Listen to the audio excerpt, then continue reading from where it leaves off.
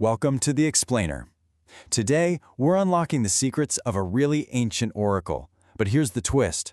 It's not about telling the future. It's about navigating the journey inside yourself. Yeah, we're diving deep into the world of runes.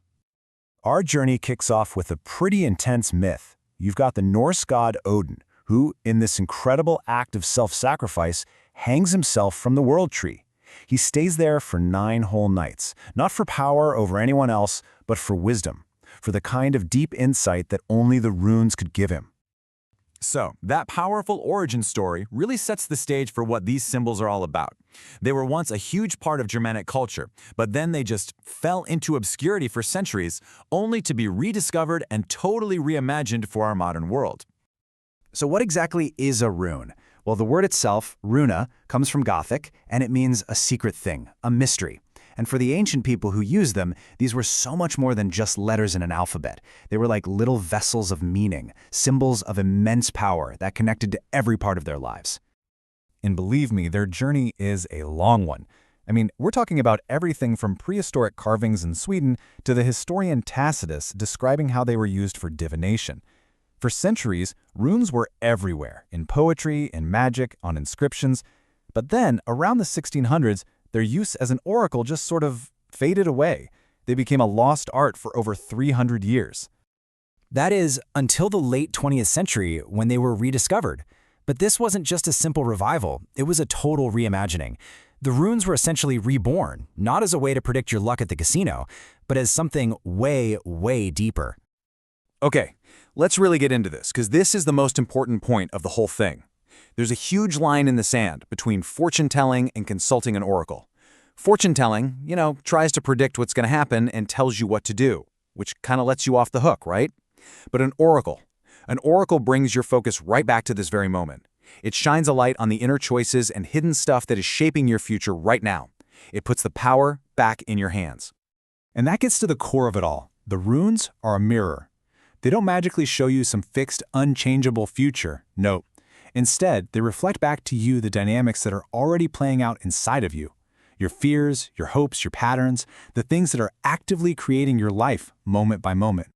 And this reframes the whole experience. You're no longer just passively waiting for a prediction. You become what's called a spiritual warrior, someone whose biggest, most important battle is the one happening inside.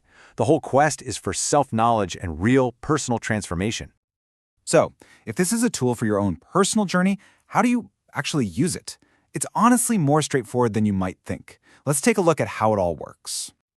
The secret sauce isn't just about what you ask. It's all about how you ask. It takes a really small but super powerful shift in your whole approach. So instead of asking a passive question like, should I end this relationship, you frame it as an active issue. You'd say, the issue is my relationship now, or the issue is my work. This little change is everything. It keeps you in the driver's seat. You're not asking the oracle to give you the answer. You're presenting a situation for commentary, which helps you find your own way forward. Now, what happens when you draw a rune and it's upside down? First of all, don't freak out. It's not a bad sign. The philosophy here is really clear. An inverted rune is just highlighting an area that needs a little bit of your attention. It's the oracle saying, hey, look over here. It's pointing to a challenge or a hidden block, giving you an opportunity for growth you might have been avoiding. You definitely don't need to be some ancient shaman to start using runes. There are a few really simple, totally doable methods you can use to get started. For those times when you just need a quick, clear insight, the Odin Rune is perfect. Think of it as a spiritual gut check. You pull one single rune, and it gives you a powerful snapshot of the energy around your issue.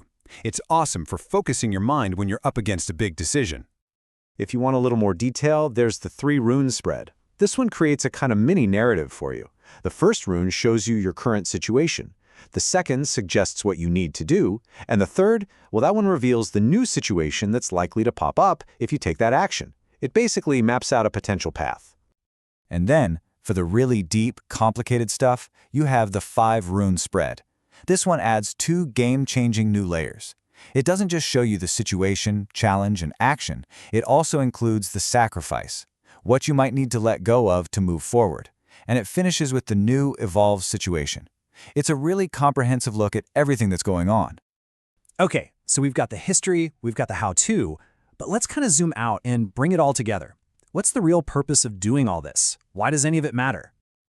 I mean, really, in our super fast-paced, hyper-connected world, why should we take time out to mess with a bunch of ancient stones? Well, the answer is all about the journey they can take you on. Because we're living in a time of just radical change, right? The old maps for how to live and who to be, a lot of them are just outdated. The runes don't give you a new map. They give you a navigational tool. They help you become your own cartographer for the most important territory there is, your own inner world. And this idea is so universal, it's not just a Norse thing. Check out this quote from the Bhagavad Gita.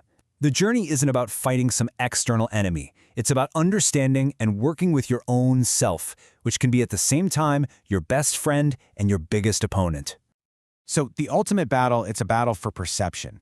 The goal is to cultivate what this practice calls the inner watcher. That quiet, observing part of you that can engage with the runes and find real clarity away from all the noise of your ego. And the reward for winning that battle is self-knowledge. And that's the final, crucial takeaway. Runes aren't magic tricks to see the future.